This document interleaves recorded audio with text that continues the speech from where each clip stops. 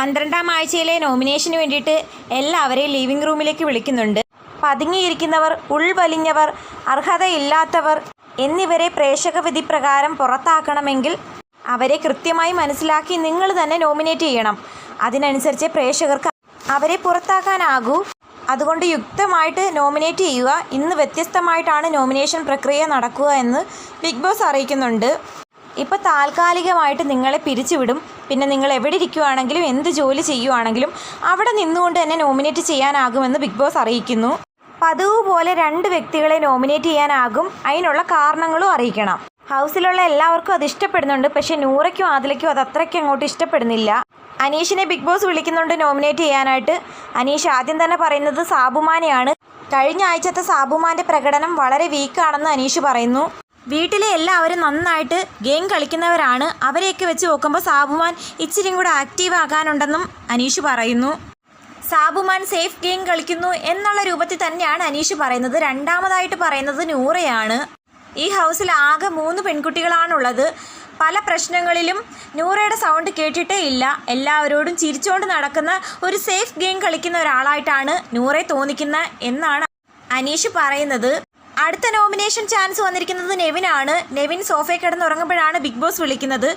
നെവിനും nominate ചെയ്യുന്നത് സാബുമാനെ തന്നെയാണ്. സാബുമാൻ ഇവിടെ ഒരു സേഫ് ഗെയിം കളിക്കുന്നു. കഴിഞ്ഞ ടാസ്കുകളിലൊക്കെ വെറും ഒരു നോക്കുകുത്തിയെ പോലെയാണ് അവൻ നിന്നിരുന്നത് എന്നൊക്കെ ആഞ്ഞടിക്കുന്നു. രണ്ടാമതായിട്ട് നോമിനേറ്റ് ചെയ്യുന്നത് അനുമോളെ തന്നെയാണ്. ഈ വീട്ടിൽ നിൽക്കാൻ ഒരു യോഗ്യതയില്ലാത്ത ഒരു വീക്കസ്റ്റ് ആയിട്ടുള്ള കണ്ടസ്റ്റൻ്റ് ആയിട്ടാണ് നെവിൻ അനുമോളെ പറയുന്നത്. ഏത് ടാസ്ക് വന്നാലും വളരെ ഫണ്ണി ആയിട്ടാണ് നിൽക്കുന്നത്. സീരിയസ് ആയിട്ട് എടുക്കത്തില്ല. എല്ലാവരും പറയുന്നത് പോലെ PR വർക്ക് കൊണ്ടാണോ അവൾ ഇവിടെ നിൽക്കുന്നതെന്നുള്ള കാര്യത്തിൽ എനിക്ക് സംശയമുണ്ടെന്നൊക്കെ നെവിൻ പറയുന്നു. ആര്യൻ കിച്ചണിൽ വെജിറ്റബിൾസ് കട്ട് ചെയ്തുകൊണ്ടിരിക്കുന്ന സമയത്താണ് ബിഗ് ബോസ് വിളിക്കുന്നത്. ആര്യൻ നോമിനേറ്റ് ചെയ്യുന്നത് അനീഷിനെ ഷാനവാസിനെ തന്നെയാണ്. ഷാനവാസിനെ പറയാൻ കാര്യം ടിക്കറ്റ് ഫിനാലെ ടാസ്കിൽ വളരെ സീരിയസ് ആയിട്ടുള്ളൊരു ടാസ്കിൽ ലാഘവത്തോടെ കണ്ടു എന്നുള്ളൊരു കാരണവും പാവകളുടെ ടാസ്കിൽ വിജയിക്കണമെന്നൊരു താല്പര്യമില്ലാതെ ഒരു സൈഡിൽ മാറി നിൽക്കുന്നത് പോലെ തോന്നി എന്നൊരു കാരണമാണ് പറയുന്നത്. രണ്ടാമതായിട്ട് പറയുന്നത് ഷാനവാസിൻ്റെ ബെസ്റ്റ് ഫ്രണ്ടായിട്ടുള്ള അനീഷിനെ തന്നെയാണ്. ഈ വീട്ടിൽ ഏറ്റവും കൂടുതൽ തെറ്റിദ്ധാരണ ഉണ്ടാക്കുന്നത് അനീഷ് തന്നെയാണെന്ന് ആര്യൻ പറയുന്നു. കാരണം പണം ഉള്ളതിൻ്റെ പേരിൽ താൻ വിജയിക്കുന്നുള്ളൊരു സ്റ്റേറ്റ്മെൻറ്റൊക്കെ അനീഷ് മുന്നേ പറഞ്ഞിരുന്നില്ലേ, ആ ഒരു ദേഷ്യമൊക്കെ ആര്യനുണ്ട്. അതൊക്കെ വെച്ചിട്ടാകാം മിക്കവാറും നോമിനേറ്റ് ചെയ്തിരിക്കുന്നത്. 75-80 ദിവസത്തോളം ആയി ഹൗസിൽ നിൽക്കാൻ തുടങ്ങിയിട്ട്, എന്നിട്ട് യാതൊരു മാറ്റവും ഇല്ലാതെ ഇപ്പോഴും മുന്നോട്ട് പോകുന്നത് അനീഷാണ്. ടാസ്ക് ഒക്കെ ചെയ്യുമെങ്കിലും ഇയാളുടെ തെറ്റിദ്ധാരണ കാരണം അവസാനം അത് കൊളാകും എന്നുള്ള രൂപത്തിനും ആര്യം പറയുന്നു. പിന്നീട് ചാൻസ് കിട്ടുന്നത് അനുമോൾക്ക് തന്നെയാണ്. ഗാർഡൻ ഏരിയയിൽ സോഫയിൽ ഒറ്റയ്ക്കിരിക്കുന്ന അനുമോളെയാണ് ബിഗ് ബോസ് നോമിനേറ്റ് ചെയ്യാനായിട്ട് വിളിക്കുന്നത്. അനുമോൾ പറയാൻ തുടങ്ങിയതും ആര്യൻ അപ്പോഴേ അങ്ങോട്ടേക്ക് ഓടി വരുന്നു, ആരെയാ പറയുന്നതെന്ന് അറിയാൻ വേണ്ടിയിട്ട്. സാബുമാനും അക്ബറും ശേഷം വരുന്നുണ്ട്. അനുമോളാണെങ്കിൽ തകർത്ത് വാരിയെന്ന് തന്നെ പറയാം. ബിഗ് ബോസിനോടും ലാലേട്ടനോടും പറയാനുള്ളത് മനസ്സിലുള്ള എല്ലാ കാര്യങ്ങളും ഓപ്പണായിട്ട് തുറന്നു പറയുന്നുണ്ട് അവൾ.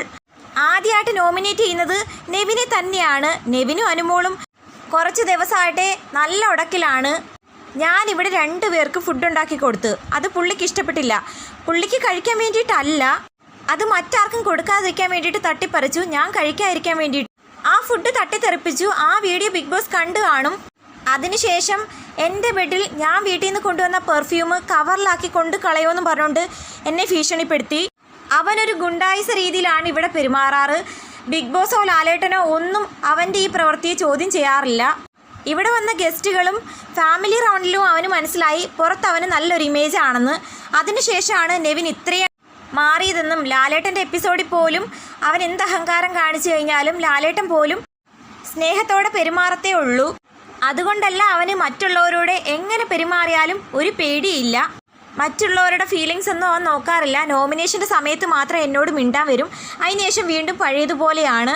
എനിക്ക് നന്നായിട്ട് ഫീൽ ചെയ്യുന്നുണ്ട് അവൻ്റെ ഈ പെരുമാറ്റം. ഈ നെവിൻ നല്ലൊരു കണ്ടസ്റ്റൻ്റായിട്ട് തനിക്ക് തോന്നുന്നില്ല. അയാൾക്ക് 2 മുഖമുണ്ട്. ഇപ്പോൾ ഫേക്കായിട്ടാണ് ഇവിടെ നിന്ന് പോകുന്നത് എന്നും അനുമോൾ ആഞ്ഞടിക്കുന്നുണ്ട്. ഫുഡ് മാത്രമാണ് മെയിൻ ഫോക്കസ്. നന്നായി ഇവിടെ നിന്ന് ഇറങ്ങിപ്പോകുമെന്ന് തനിക്ക് തോന്നുന്നില്ല. തനിക്ക് നല്ല സ്വഭാവത്തോടെ ഇവിടെ നിന്ന് ഇറങ്ങിപ്പോകണമെന്നൊരാഗ്രഹമുണ്ട്. പക്ഷെ നെവിന് യാതൊരു മാറ്റവും ഉണ്ടാകുമെന്ന് പ്രതീക്ഷിക്കുന്നില്ല എന്നും പറയുന്നുണ്ട്. അനുമോൾ രണ്ടാമത് നോമിനേറ്റ് ചെയ്യുന്നത് അക്ബറിനെയാണ്. അക്ബർ ആണെങ്കിൽ ആ ടൈമിൽ അവിടെ വന്ന് അനുമോളുടെ മുമ്പിൽ കളിയാക്കുന്ന രൂപത്തിൽ ഓരോന്നും കാണിക്കുന്നുണ്ട്. അക്ബർ നല്ല കണ്ടസ്റ്റൻ്റ് ആണെന്ന് മറ്റുള്ളവർക്ക് തോന്നുമായിരിക്കും, പക്ഷെ എനിക്കങ്ങനെ തോന്നുന്നില്ല. മുമ്പിൽ നിൽക്കുന്ന ആളുടെ അവസ്ഥ എന്താണെന്ന് നോക്കാതെയാണ് മുന്നോട്ട് കയറി പൊയ്ക്കൊണ്ടിരിക്കുന്നത്. വായിന്നിറങ്ങുന്ന വർത്താനം അത്രയ്ക്ക് ശരിയായിട്ട് തോന്നുന്നില്ല. അങ്ങനെ സ്ട്രോങ് ആയിട്ട് അക്ബറിനെ നോമിനേറ്റ് ചെയ്യുന്നു.